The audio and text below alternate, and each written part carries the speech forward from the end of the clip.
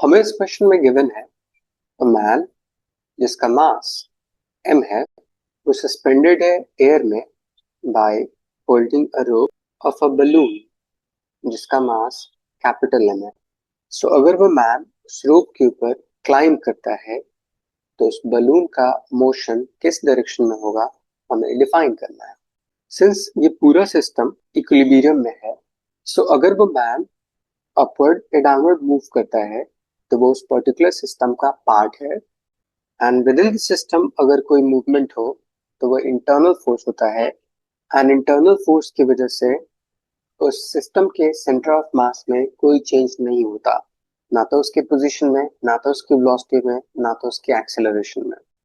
So let's say इस system को हम 2 पॉइंट मास सिस्टम अज्यूम कर सकते हैं। मैन ऑफ मास m किसी इस पॉइंट पे and balloon of mass capital M किसी इस पॉइंट पे। सिंस बलून हेवियर है एंड सेंटर ऑफ मास हमेशा हेवियर बॉडी की तरफ लाई करता है, तो इन दोनों का सेंटर ऑफ मास किसी इस पॉइंट पे लाई करता होगा। अब उस सेंटर ऑफ मास से इन दोनों इंडिविजुअल पार्टिकल का distance let's say r1 and r2। एक रिलेशन होता है सेंटर ऑफ मास के about sum of mass moment हमेशा जीरो होता है। Sum of mass moment means mass times distance about centre of mass हमेशा जीरो होता है। सो इसको हम ऐसे भी लिख सकते हैं m1r1 एंड m2r2 इक्वल होगा m1 मास उस पर्टिकुलर इंडिविजुअल पार्टिकल का, r1 r2 सेंटर ऑफ मास से रिस्पेक्टिव डिस्टेंस।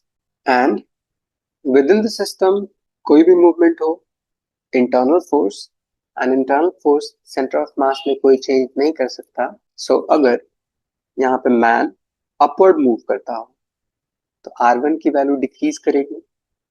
सिंस मासेस में कोई चेंज नहीं आ रहा तो r2 की वैल्यू डिक्रीज होनी चाहिए सो दैट कि इन दोनों का प्रोडक्ट हर इंस्टेंट पे सेम रहे। सो अगर r2 की वैल्यू डिक्रीज करेगी इट मींस वो बलून डाउनवर्ड मूव करेगा। 2 इज करेक्ट।